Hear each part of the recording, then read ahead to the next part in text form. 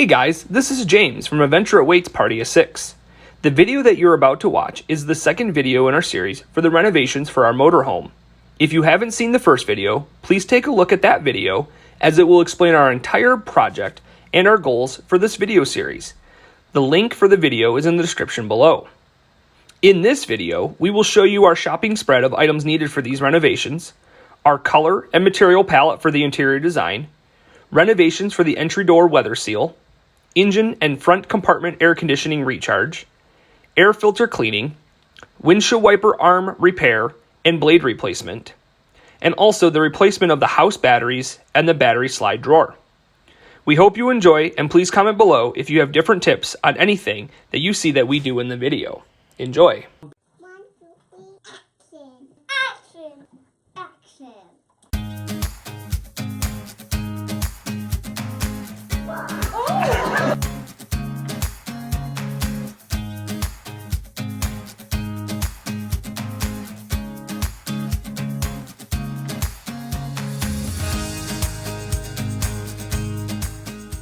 Hey everyone, so I just want to take and show you guys our first RV shopping haul. We stopped at Lowe's and purchased a majority of the items from there, and then we also went to O'Reilly's and then 2 AutoZone stores to find some parts and pieces. And then I believe we also went to a family farm and home. And so all of the items I'm going to take and show you, I will put a link to the website where you can take and locate these particular items. So what we're going to do first is we're just going to take and kind of work our way through and show you each item and then discuss what we are going to take and do with that item. So this first box here is going to be luxury vinyl planks. The color is oak LVP, and you can see that it's the Tybee Island color. It is kind of neat because it does have some wood grain in it. But it is going to be very thin, and so when we work to put that into the camper, we'll show that to you. The other thing that's nice about it is going to be waterproof to the core. It is ultra durable. It's very easy to install, and then it does have that rustic wood looks. The next set of items here are going to be for the brakes. We did notice that the brake fluid reservoir was missing the cap, and we also noticed that there was no brake fluid in there. So we purchased 4 bottles of brake fluid. These were on sale. I think they were $5.99 a bottle. I was able to take and get a brake reservoir cap. And then we also purchased the hose or the tube to take and do the bleeding of the brake calipers. They do sell kits out there where it does have the tube. It actually has a little plastic piece that goes inside of the bleeder valve, and then that goes into a container. For us, that was something that they did not have at either of the stores that I stopped at. And so what we're going to do is we're going to take and bleed the brake fluid lines once we fill the reservoir up. And this tube does take and fit that brake bleeder valve perfectly. What I was able to do is I was able to give the make and model of the chassis for our motorhome. And again, we have a 4 Winds Hurricane 34-foot motorhome, but the chassis is going to be a Ford. It's a Ford engine, and then they call it an F53 chassis.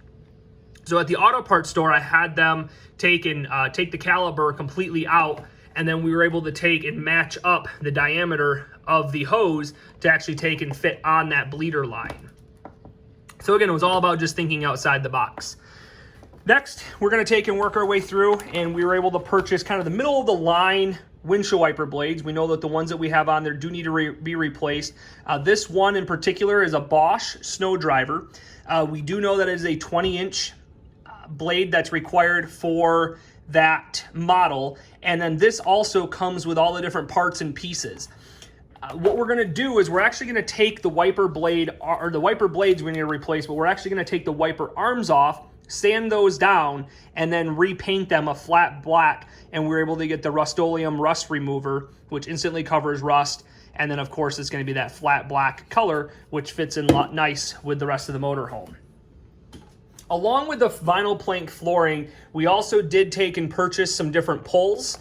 We purchased the 3-inch architectural pulls, and then we also did the 1 1/4 architectural knobs. And so we purchased these at Lowe's just so we can take and have an idea of what the color scheme would look like. And I'll show you that here in just a little bit. I already have a single reg razor blade holder that we can use for scraping different things. There's quite a few decals that we need to take and remove, and then anytime that we want to try to get adhesive off and such, it's nice to be able to have some razor blades. So I was able to purchase a large pack of 100 blades from Lowe's, and then I already have the holder there. I also have a couple utility knives already, as well as a number of blades, but I wanted to take and have something that had a little bit more comfort on it. And so this has a little bit of grip here, and then also there's a little pocket clip there, and it does allow it to fold down so it will fit easily and nice into my tool bag. And I'll give one to Teresa for her crafting area. The air conditioners in the back as well as in the middle for the chassis itself are good to go. However, we did notice that the air conditioner condenser in the engine compartment was broken off from its mount. And so I resecured that yesterday, and I'll show you guys what that looks like when we're able to get outside. We have some rain going on right now, but I'll show that to you guys when we get outside. But we did notice that the AC unit, while you're driving down the road from the front of the vehicle, like a typical car, was just blowing out just regular recirculated air. So we did take and purchase a refill and leak sealer kit. And it does have a valve on there to tell you if you're filled or not. And then of course it has the connection there. Next is going to be the battery. This was kind of an unexpected item. I guess I would say it was somewhat of an unexpected item. So when we looked in the motorhome, we had 2 interstate batteries in the chassis area, and then we had 1 in the engine compartment. And again, I will show that to you here in just a little bit. The nice thing about the interstate batteries is it is going to be somewhat of a clear or opaque, transparent base, which allows you to be able to see the different acid levels that were in there. And we had noticed that a number of the cells, the acid levels were very low. So this morning, I took the battery compartment out, and I had noticed that the caps were gone. They were missing off of that one battery. Again, the chassis has 2 of the batteries, and I'll show that to you guys here in just a little bit. We were able to find one cap. The other cap is completely missing. There was a bunch of junk inside there. And then I took and was going to pull the battery out so I could take that to the store and have them test it. And I had noticed that there was actually a large crack in the casing on this side. And then as soon as I pulled that out, the backside was completely gone. There was a huge crack all the way around 3 edges, and that plastic was completely missing, exposing the core. So obviously we knew we needed to take and replace that. I did go through the drawer where the battery was at, and we were able to scrape and vacuum out all of the acid, the dried up acid that was in there and some of the debris. And so what I'm going to do is I will take and replace it with this battery. But prior to doing that, I will take that same Rust-Oleum spray paint and spray paint those areas where the rust is showing through, just to give it a nice clean look and protect some of that metal from further corrosion. When we look at the drawer, and again, I'll show that to you guys here in just a little bit, there's some straps. There's some spots for some straps to take and hold these batteries down so that they don't slide back and forth. And I think that's probably what happened to the other battery, is that it was sliding, and that's what caused it to crack. So my plan is I'm going to take and strap them down, and we were having some difficulty finding some straps. What I was thinking about doing was maybe some nylon straps that would go through the brackets that were at the base of each side, and then bring them up and Velcro them to take and hold it nice in place, or hold it in place nice and tight. However, I couldn't find those nylon straps anywhere. So we ended up going to Family Farm and Home, and I purchased a 4-pack of 18-inch rubber tarp straps, and we'll see if these straps will take and hold those batteries down. Additionally, what I'm thinking about doing is taking a treated 2x4, and I'll cut it, and then I'll plane it down so that it fits in that drawer to really give it a nice snug fit at the base. And I'll probably put it on the back side so that those batteries won't be sliding back and forth. And again, when the weather gets nicer, we'll go out there and we'll take and show you how we're gonna modify or extra secure that particular space. Next here, we do have some seals We did notice that the door seal is completely gone. And so not knowing the exact length and also what other types of seals I may need, we were able to purchase from Lowe's some foam window seal. This one in particular is a 1/4 inch tall by a 1/2 inch wide, and of course 17 feet. I mean, I think I have plenty with just 2 of these. And then I also purchased a little bit thicker of one, and it's a 1/2 inch tall, 3/4 inch wide, just to see which one fits better within the door. And again, that will be another later video where I will show you how we resealed that door up. The smoke detectors inside of the camper were absent. There is actually only one spot for one, which was above the kitchen area. So we purchased 2. These were, I think, $10 for the 2-pack. We're not looking for anything extra special or extra fancy. So we just purchased more of your contractor grade smoke alarms, and then we'll put those in there. We'll put one up in the front area, and then we'll also put one in the back bedroom. And then our Amazon haul, or our Amazon shopping, we did purchase, I believe, 1 carbon monoxide detectors. There's actually 2 inside of that camper, but because they are old, because they are OEM or they're stock from there, we did want to take and replace that. And again, when that gets here, we'll show you that. One of the amber clearance marker lights or running lights on the top of the camper is missing. And so instead of trying to search around for the lens, we were able to take and actually purchase this at Lowe's. And it's the reflector as well as the base. And all I'll end up doing is just taking the reflector off, put the reflector on, and then I'll throw the base in the toolbox in the back. So if for some reason that ever goes out, I still have the lens, and then I can just replace the base or the light bulb in there. We also found these at Lowe's. These are nice little tap-on puck lights. Batteries are included in this, and then they actually end up having some little 3M strips for us. So we're going to take and place these in various locations throughout the camper. We did purchase just 1 3-pack because on Amazon we did purchase some LED strip lighting, and so we will take a peek and see where we can actually make these fit. Okay, well, James has been working on the doorway. My plan is to take some pictures and get an idea of what we want to do for the flooring and painting the cabinets, and then a new countertop.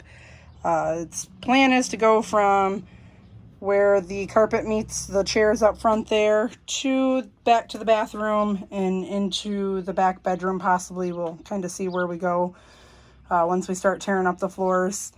But in the meantime, I'm going to get some samples taped up on the cupboards, get our sample of plank flooring and the samples of countertop that we grabbed today, and I'll show you those once I get them set up.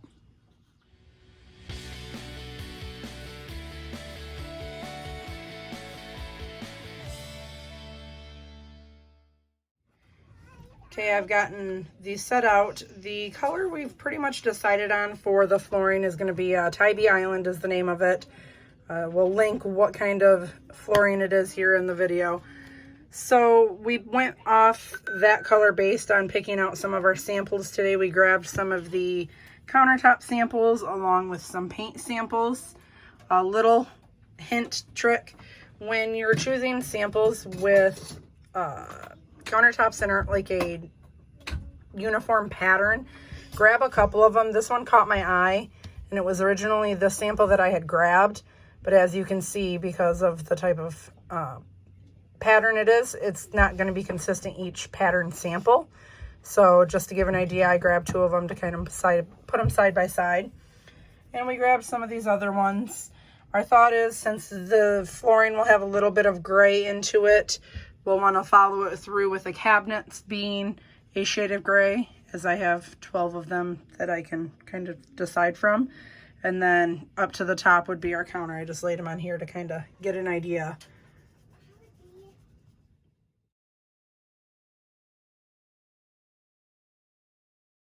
So while we were at Lowe's, we actually stumbled upon this Choose Your Sheen card.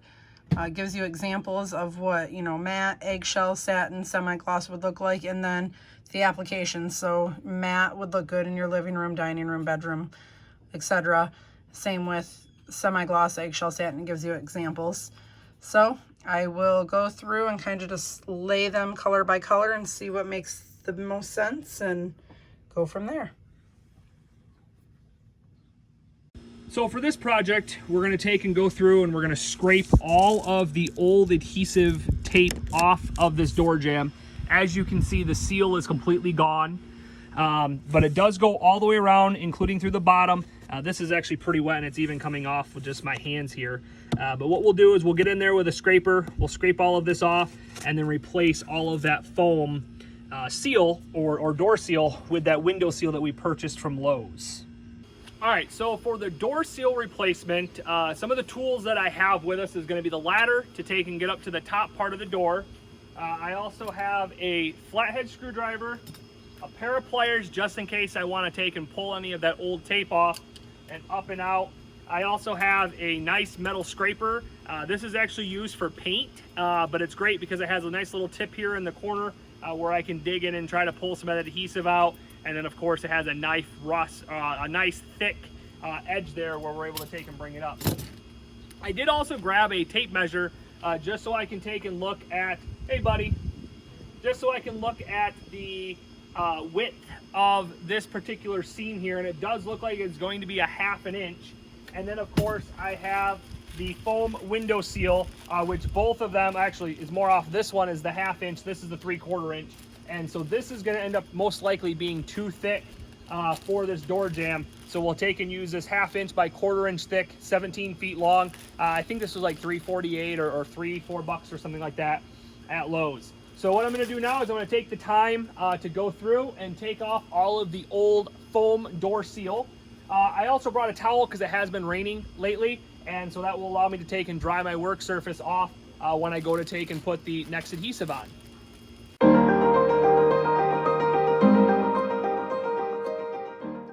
As you can see, that ended up coming off quite a bit easier than I was expecting. There is still a little bit of residual seal that was on there, so I'm just going to take a little bit of time going through and scraping that all down. I may have to get some like rubbing alcohol or maybe some adhesive remover like Goo Gone or something just to get the rest of it off.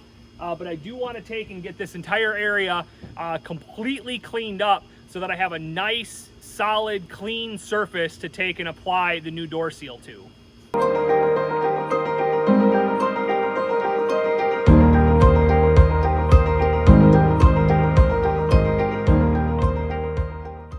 One of the other things, the reason why I bought those blades was be able to take and scrape different things off. I originally thought we were gonna be able to use it to scrape off different adhesives, maybe glue on the floor, some of the decals that were on some of the windows. And now that I've finally been able to get around the base off, I'm actually gonna take this scraper and see if I have enough to be able to take and actually get underneath of that adhesive all the way up and around. The other thing that we're gonna do is we're actually gonna take off this little bit of flashing. It has 3 Phillips screws. We're gonna take and pull that off so that I can get in behind there, clean that all up. And then I did have a tube of Quick Seal Ultra Advanced Silicone Sealant that is white. It's kitchen, bath, and plumbing. I have a couple more bigger actual caulk tubes that we're gonna do all the seals and everything, or all the seams around the outside and inside. But I'm gonna try to take this along this inner edge here of this step and again, I'll zoom in here in just a little bit. As you can see, there's actually some seams here that are kind of up a little bit. Let's see if we can zoom it in there. You can see that there's some seams there, and I'm going to want to take and try to put some caulking on to seal that up, because of course water will pool there and then it will back into the motor home.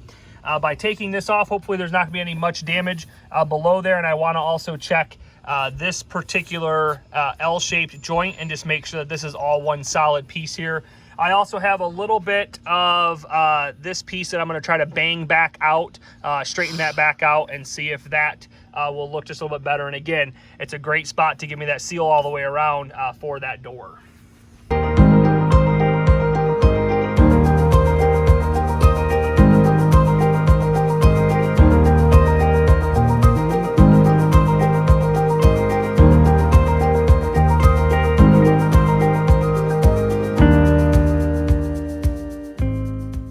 Hey guys, so I was able to get that piece of trim off. Again, it's kind of like a small lip curved. I don't know.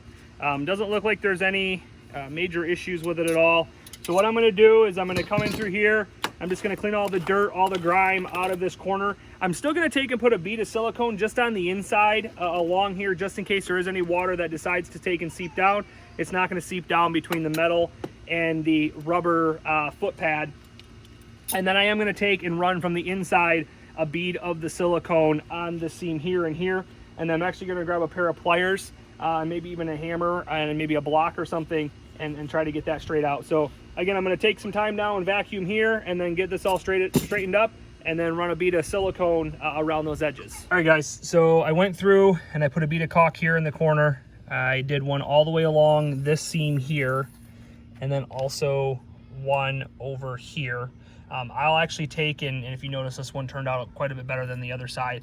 But the other thing that I did is I did go through and I put some caulk in the holes here so that when I go to take and put those screws through, if water happens to leak past here, it won't allow it to go down. And I'm also going to take and put a little bit of bead of caulk inside of these here, so when I go to screw those in, hopefully it'll come up and put a little bit of a seal. All right, so now that everything is sealed up along the bottom, I ran the bead of silicone around all of the joints. What I'm going to do now is I'm actually going to take and measure the seal and then cut that with a pair of scissors. So of course, along with the list of items you need, grab a pair of scissors as well. Just makes it look a lot nicer for the seams. What I am going to do is I'm actually going to take and run this first layer all the way along the bottom, from this edge all the way over to this edge, and then from there I will set the next one on top and then have that go all the way up and around. In my head, the reason why I'm going to take and do that is because a lot of people will be coming in and out. I'd almost rather have it be one long strip all the way across versus having it be kind of only to the edge here and then such. Plus, with making nice straight cuts, I can actually take and have this next seal sit nice and flush with the bottom seal there. Additionally, one of the other things that I did notice that we will have to take and work on is this step here is now no longer glued. With the flooring renovation, if you will, of what we're going to do, I think we're going to end up having to take this carpet out along this base here. We'll leave this here. I'm not quite sure what we'll do here. Maybe we'll do like a subway tile, or we'll do something here. We'll figure that out here in just a little bit. But if you want to go ahead and take along with the journey, we're going to take and go through, and we're going to put this seal all the way around the edge, including the bottom as well as the top.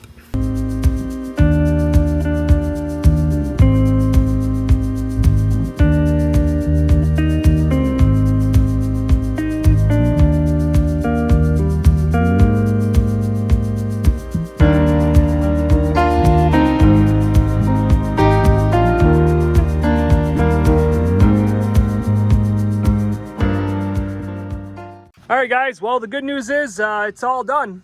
We were able to get the seal all the way around, all the way up to the door there, all the way around the corner. It was one continuous piece all the way around, except for that bottom piece. As you can see, we added some additional caulk to that corner there. We were able to caulk along the seam underneath of this transition, and then also caulked in between the screws as well. So as it stands right now, it looks like this should be a nice new door seal, and we can count this project off our list. This particular motorhome does have two ways that you can take and get into the engine compartment.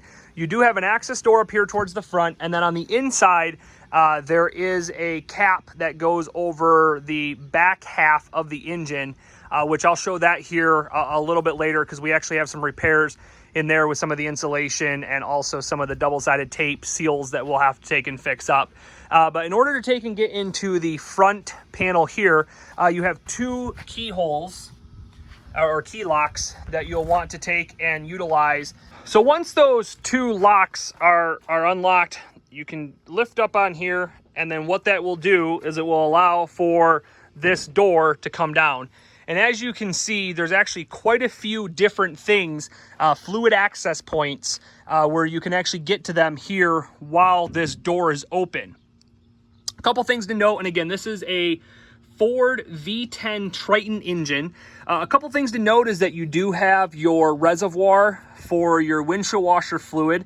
It obviously is a little difficult to take and get back in here. So one of the things that you would have to consider purchasing if you don't already have one is going to be a funnel that allows you to take and empty that fluid in there and then be able to put that into your canister there. Next, you have your brake fluid reservoir. One of the things when we picked up the unit was that we noticed that the brakes initially were very resistant, the first 2 pumps, and then they were completely dead. I drove home basically with no brakes, but we really didn't have many other options. We did take and check all of the fluids when we did the first initial inspection, but because of where the brake fluid reservoir is, I had just quickly looked and I had seen that there was this black line here, and I had made an assumption that this was full. Obviously, that was not an assumption that I will ever take and make again, but we purchased a cap today for that, and then we do have the brake fluid. Obviously, it's going to be pretty difficult to take and get this brake fluid into here because of how this in particular is set up. Other than taking a funnel and doing like a little gooseneck, put it inside of there, and then lift the funnel up out here and fill that up. So again, this is a second time where it would be helpful to take and have an extended funnel. From here to the reservoir in the back is almost a good, probably 14 inches. So I would say you're going to want to take and get a funnel that has a 14 or 16 inch expandable funnel piece on the end of it so that you can take and get to there. A couple other things to note is you have your dual horns here, and then you also have your power steering fluid reservoir, and then of course you have your dipstick to take and check that power steering fluid. Overall, this one in particular looks great. We did get underneath of the motor home when we did the inspection and made sure that there was no leaks for this power steering, and we didn't see anything there.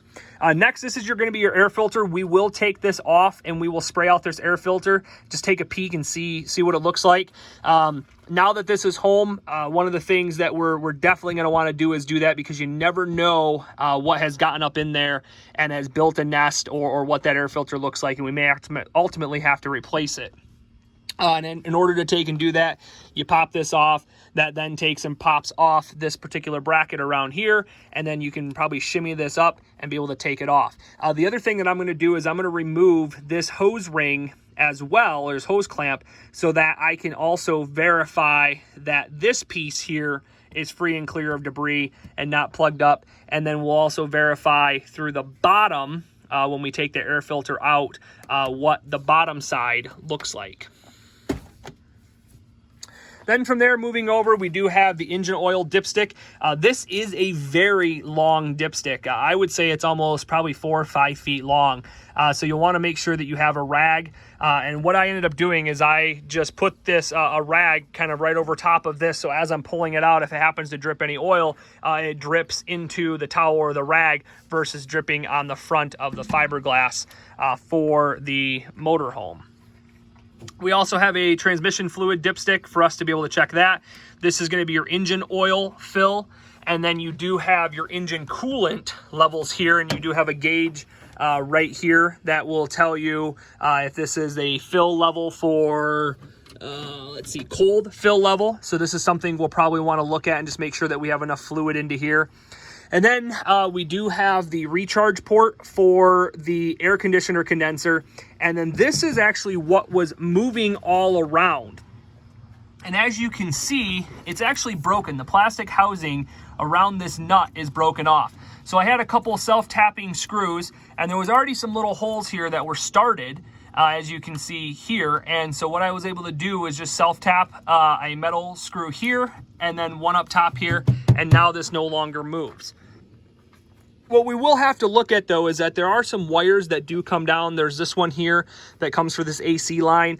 I noticed that it is pretty tight, and it's actually starting to kind of come undone here.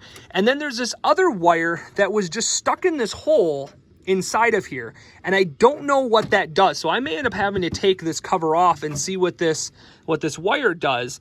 But it's not even really a wire. It's more of, I mean, it is a wire, but it's a solid core wire. So I don't know, maybe if it's a ground or what it is, but it was in there just like that and just kind of just moving all around. I may end up just taking this connector off, and then instead of running it below this hose, I'll run it over top of this hose so that it's not going to be quite as tight, and then pulling on whatever that connector is that somebody had made or modified. And I may even run this wire maybe underneath and between these two here, just so it pulls a little extra or removes a little extra of the tension that is on that particular electrical component. All right, so we're gonna take and try to redo the air conditioning or recharge the air conditioning. I've already gone through and I've taken off the low pressure service port. And as you can see on the label here, it is R134A AC refrigerant, 2.75 pounds total system charge. I do have a 1.25 pound can of AC Pro Ultra Synthetic AC Recharge. Again, it is a 134A. You shouldn't mix the two types of refrigerant together, so it's important that you look at that R134A. If you happen to have the R12 formula, definitely consult a service provider, because I believe you actually have to discharge the entire system properly and then recharge it with the proper, more EPA or environmental efficient items. So as you can see here, this does have a valve, and then what we're going to do is I'm just going to dry connect my connections just to make sure that this is truly going to the low pressure line. You should only recharge it from the low pressure line, and then the idea will be that this will actually take and tell us, once the engine started, what type of pressure we have in there. And our goal is going to be to take and fill between 30 and 40 PSI. I don't want to go up to 50 because I actually have an issue of potentially overcharging, especially as this refrigerant will take and expand. So my goal is to get it between 30 and 40. I'm going to try to aim for like 35 to get the proper charge in here. But again, I just want to take and just check my connections, make sure that I am connecting this to the right spot. Then we'll get into the cab, we'll get the engine started, we'll turn the AC on high, and then we'll actually come back out and recharge it from here. So as always, it's important to have a trusty sidekick. My wife has stated to me that I'm actually not supposed to do that first. So this is going to be the step-by-step guide. One, open hood and find the low pressure port while the engine's off. Open hood, locate the low pressure AC service port on the large diameter tubing between the compressor and the evaporator, and then remove the plastic cap from the port and save that cap. So I'm going to take the cap out. I'm going to place it into my pocket. Then from there, we're going to take and turn the engine on and turn AC on high. Then we're going to attach that quick connect fitting to the end of the recharge hose in the low service port or low pressure service port identified earlier by pulling the connector ring back and fitting pushed on. Then from there, I want to take and read the pressure color without pulling the trigger. Look at the gauge to see what the color section of the needle is pointing toward, and depending on the color, determine the next step according to the grid below. So what we're going to do now is we're going to take and run back into the camper, get this engine started. I did take and charge up the battery last night, so it should take and start right up. And then, yeah, we'll go ahead and take and recharge this. All right, now that we're back in the engine cab, we're going to take and start up the engine. You will hear an annoying beeping noise. That is to let us know that the jacks are in the down position. And that's just a safety feature. There's also a light on the dash that does show that the jacks are down. So as we go ahead and take and start up, you will hear that the jack or the beeping noise to let us know that the jacks are down. And then I'm actually going to take and turn the AC off just for a moment so that we can take and get the engine started, and then we'll crank that AC on and try to recharge it. Woohoo! It started up. That's always a good thing. All right, so we're going to take and crank this all the way up. Make sure all my vents are open. Everything's open. We have some air blowing out. Now we're going to go back outside and take a look at the recharge. All right, so we're back out front now of the engine. According to the instructions, we're at step 3, which is attaching the quick connect fitting. And again, that's just taking this, putting against that connection, and then it will take and tell us what our gauge is for our color-coded section. So before I place my hand in any type of an engine compartment, I always take a peek around, make sure that there's no moving belts or anything that I'm worried about touching. I'm going to come in here, I'm going to attach it, and then actually I do have some pressure in here. I'm actually quite surprised. It looks like I have about 20 PSI. We're going up a little bit. still going up just a tiny bit. All right, and then what does it say next? You remove the plastic spacer, disconnect the trigger assembly from service port, unscrew and remove plastic spacer between trigger and assembly can. All right, so we're gonna take that off, unscrew and discard before use. All right, so. Shake can well and screw can onto gauge trigger assembly. And then you also said that when we put it on, it has to be like at 12 o'clock and then 3 o'clock and then 12 o'clock. Yep, you start at 12 o'clock position and then every 10 to 15 seconds. Back up, buddy. You go between 12 o'clock and 3 o'clock until it is at that PSI. Back up, please. All right, so we're back up to that 20 PSI. I'm gonna take and pull that trigger. And how many seconds? It said every 10 to 15 seconds release trigger. So okay. Alternate between 1, 12 and 3. 2, 3, 4, 5, 6, 7, 8, 9, 10. About the same. Yep, and just kind of go back and forth between 12 and 3. 1, 2, 3, 4, 5, 6, 7, 8, 9, 10. 1, 2, 3, 4, 5, 6, 7, 8, 9, 10. We're getting there. We're getting there. 1, 2, 3, 4, 5, 6, 7, 8, 9, 10. About half a can left. 1, 2, 3, 4, 5, 6, 7, 8, 9, 10. 1, 2, 3, 4, 5, 6, 7, 8, 9, 10.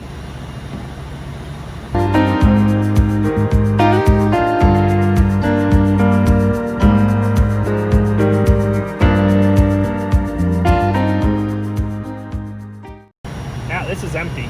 And because I didn't quite read him the instructions in the beginning, he said it was getting cold. Always wear gloves and safety goggles. Yeah, well, it's cold, all right. It's cold. And the picture had it. So one of the things that's nice about this one particular model that I did buy, this can obviously is now able to be disposed of properly. And then of course I have a reusable hose and gauge. And so I can take and definitely reuse this for another project.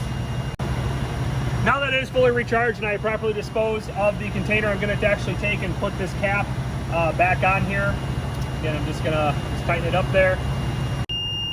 So again, that annoying beep. However, I can tell you that this is way cooler. Like me. No, just kidding. It's definitely much cooler than it was while we were driving it home yesterday. So I think that was the trick.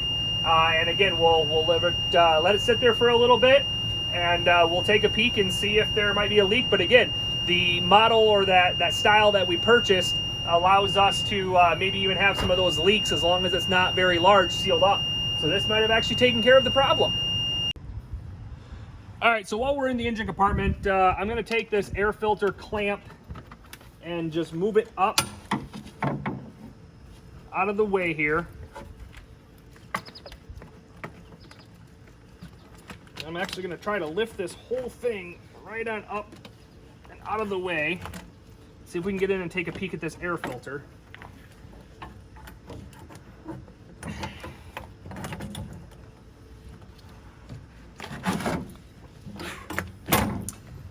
Overall, the air filter doesn't look too bad. I mean, there's definitely quite a bit of debris in there, but I don't see anything particularly for me that would cause me to want to take and replace this air filter right away. Obviously, there's going to be a lot of mechanics out there that would say, hey, you need to replace this air filter ASAP. All right, we're ready to take and put that air filter back in. As you can see, it's significantly cleaner. No bugs are coming out, so that's a good thing. There was definitely a little bit of oil or a little bit of exhaust fluid. I guess I don't even know. There was basically a liquid that when I was spraying it from the inside, I was getting it on my hands on the outside. So what I'm going to do first is I am going to take and reconnect this rubber gasket to this bottom piece here. And again, I'm going to make sure that my electrical connections are plugged back in. Lift this up here.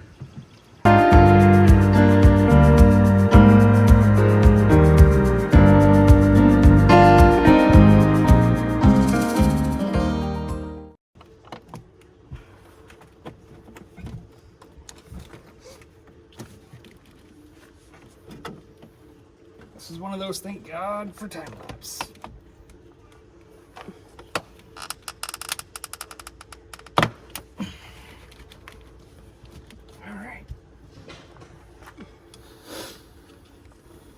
All right, it's there. Sweet. Do have the windshield wipers that the blades are pretty bad on. I mean, they're not terrible, but I do like the blades that are more of the one blade all the way across. And as you can see, some of the mounts here are just pretty rusted. There's a lot of rust down here on the arm. And so our goal will be to actually take the hose for the windshield washer. That hose should take and come right out. So we'll take this little connector off here, pull this hose all the way down. These little connectors, as long as I don't break them, should come undone. If not, what I'll do is I'll just bring them all the way down at the end, paint the whole thing after it's sanded, and then I'll pull them up and then we'll paint that particular area that's left. But the spring looks pretty good. The arms overall look really good. The area where they attach to the motorhome or to the motor seems to be pretty good. So I'm just gonna be very careful not to take and break the bolt or the housing from the motor on that. And again, we have 2 wiper blade arms that do need to be completely sanded down and completely repainted. And that will just give it a little extra pizzazz towards the front of it here. Also, if you notice, because of the way that we do have some of the rusting that's occurring because of the rainwater that we do have some discoloration that's occurring on the front of the motorhome as that rusty paint, or rusty water, as you will, is actually dripping down the front. So we're gonna take a magic eraser to this, or maybe even a little bit of CRL, and see if we can get the front of the motorhome to be cleaned up a little bit. Now we're going to get these wipers off, as he mentioned earlier. We bought some black spray paint to just clean these up. It's specifically made for rusted out parts. So let's go along and get this done.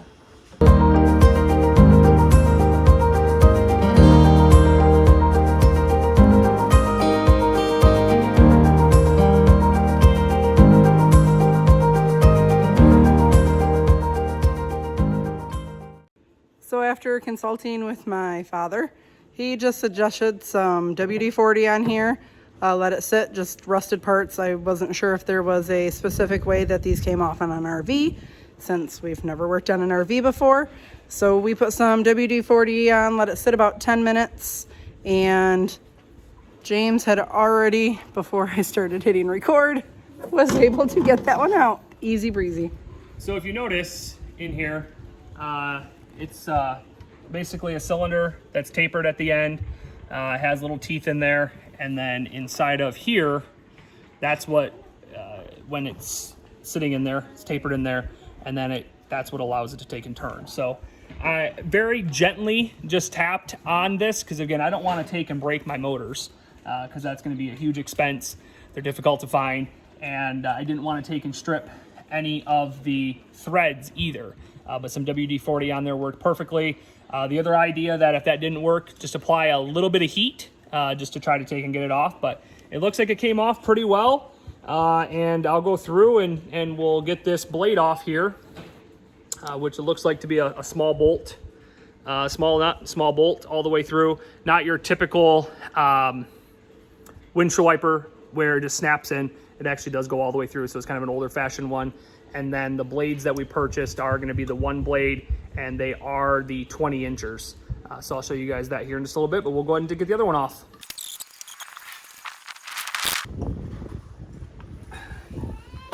Okay, there you go.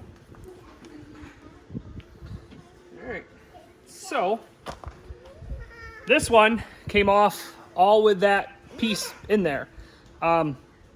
It may supposed to be in there, I don't know, but yeah, it's at least on. I think this actually may stay in there. I think it's actually supposed to stay in there, because then when you put this back on, you at least have it in the proper direction of where the windshield wiper should take and start. We'll just have to be extra careful when we go to put this back on, but this one's not moving. So while this is off, I'm actually going to go through here and I'm going to fill this. I'm going to get a magic eraser, clean around this area, and I'm going to fill this with that white silicone and then put this seal back up there to try to fill that gap so nothing will get in there, especially water. So now that the wiper blades or the wiper arms are off, and I'm actually going to disengage this just so that it doesn't pop on me and hurt me while I'm painting. I'm going to come through here and I'm actually going to take off this bolt or this nut from the bolt. I'm going to spray a little bit of WD-40 on there just in case. It never hurts. Just like gas is Boy Scout juice for making fires, WD-40 is Boy Scout juice for mechanics. So we'll let that just sit a little bit. The socket that it looks like, or the size that it looks like that this fits, is going to be an 8mm. And then it's probably an 8mm on the other side. No, actually it's a little smaller on the other side. And so what I ended up doing was just going through my kit because my small 1/4" sockets are kind of all over the place. It looks like it's a 9/32 for the bolt on this one here. So I'm just going to take this thing, make sure that I'm lefty loosey, righty tighty. Bummer. All right. And one of the things that I always do as a hobby mechanic is I always take and put my bolts back onto the nuts.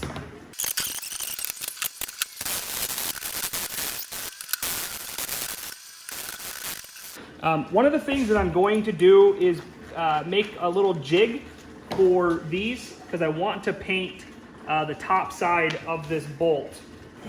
So all I'm going to do is just take a drill and just do a couple small holes here. And then I'm going to do another one over here. And again, they don't have to be, I have a nice little hole for these to sit in so that when I go to paint them, I don't have to worry about rolling them. And I can paint them all in one fast swoop. The paint that we purchased is a Rust-Oleum rust remover. Instantly converts rust to a protected paintable surface. It does take and stop rust. It doesn't say that I actually have to sand any of the surfaces prior to painting, but again, I like doing that. I think it's a good thing. I did not want to take these little plastic pieces off because they are so old that they most likely will break. So what I'll just end up doing is I'll just slide them up when I go to finish off the paint.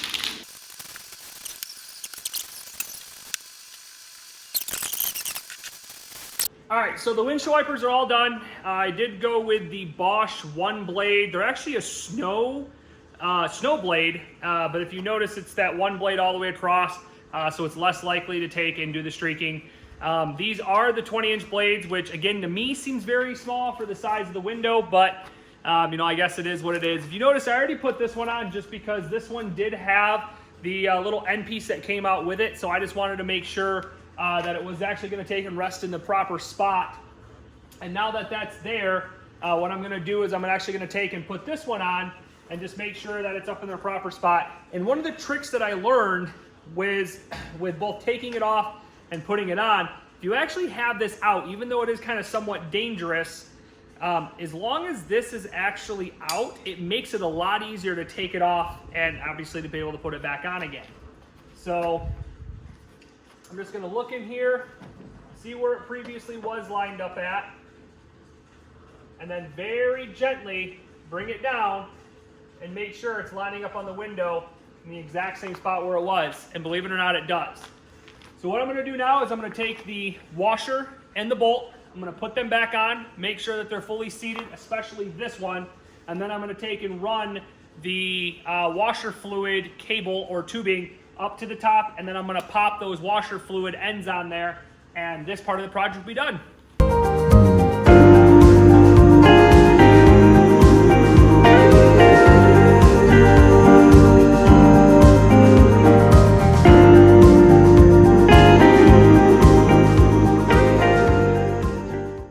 And there we be. That's actually it. So what I'm going to do now is I'm going to go in and turn on the motorhome and see if I can get the windshield wipers to work.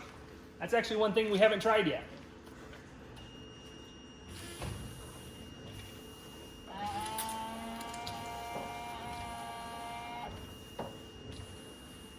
So even the best laid plans fail. Good news is motors work. Better news is the wipers are working. The motor for the washer fluid is working, which is great, but I needed to rinse this off anyways. And obviously I have a little hole right here. All right, so unfortunately the best laid plans sometimes fail. So for this, we'll do another video on it, but basically I'm just gonna come through here, pull that out, pull this all the way back out, and then I'm just gonna find where that's at. Now this is actually very interesting. One of the things that I was kind of curious about is what was going on here, because that tubing looks far different than this one. And it looks like instead of actually running properly, so here's the problem. This is actually supposed to go through that hole right here.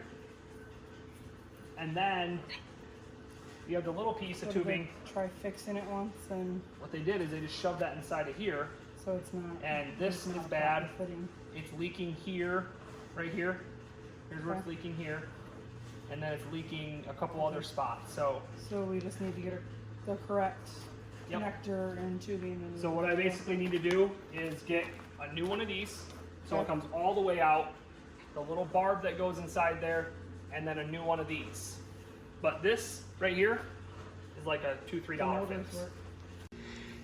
In the front compartment of the motorhome, we do have a double battery compartment, or double battery, or even possibly even a triple battery drawer or slide.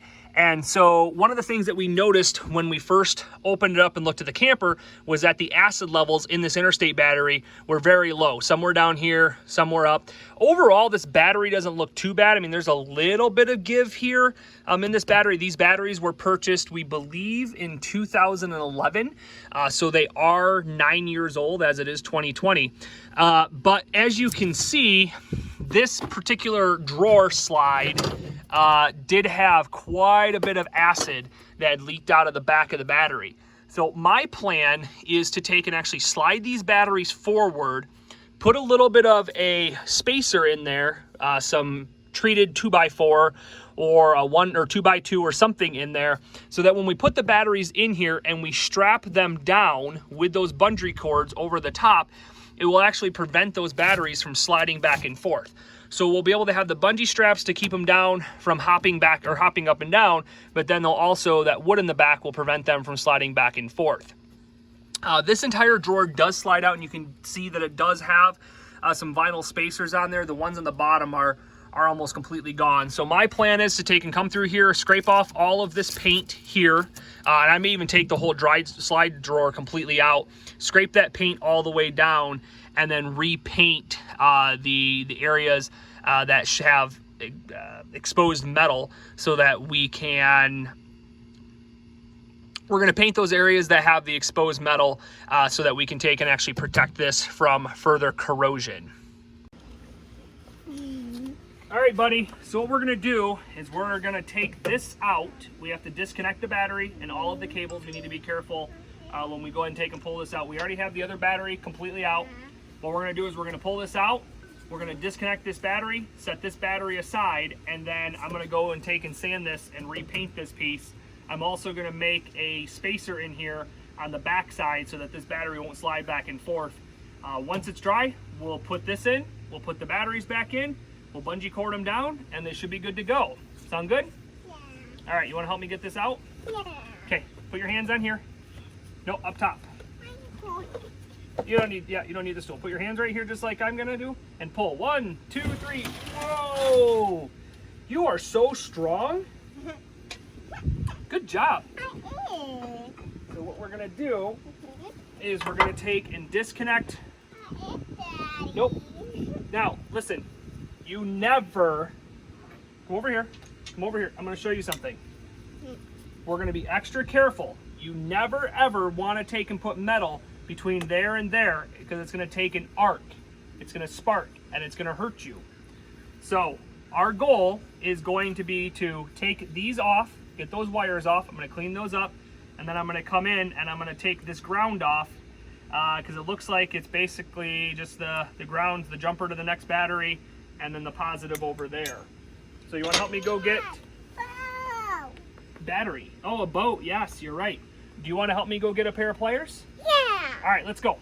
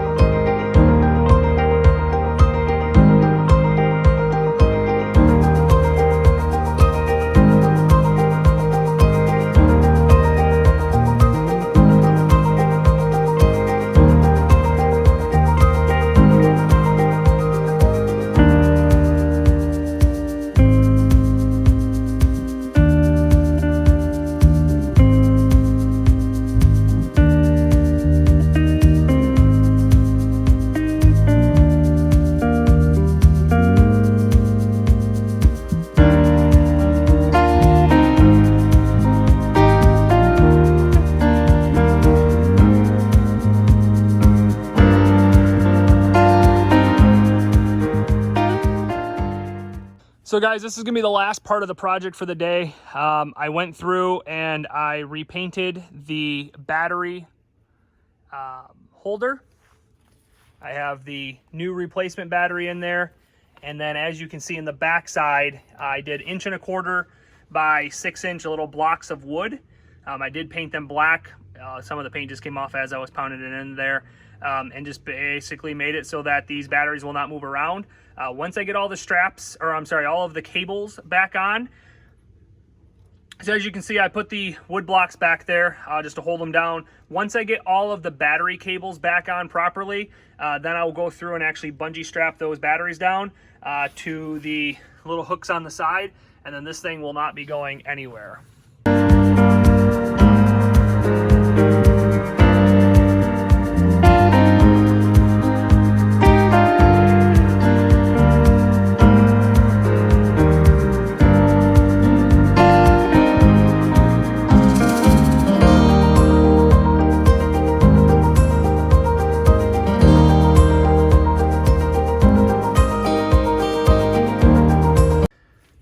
So it's pretty dark now, but as you can see, all of the batteries are strapped down. All of the connections are nice and tight. I did end up taking and putting that little red cap on the back. Didn't need to, but I wanted to, just in case it tried to round out anywhere. And then coming over, looking at all the connections. Everything's nice and tight. Nothing's moving around. The drawer slide is in. It's painted, it looks good. I probably should have painted part of the frame. And actually, I may even just do that, just grab a little bit of black spray paint, go in there and just spray paint a little bit of the frame there just to protect it a little bit more as it is coated with some plastic around the bottom. So yeah, so there's our projects for right now.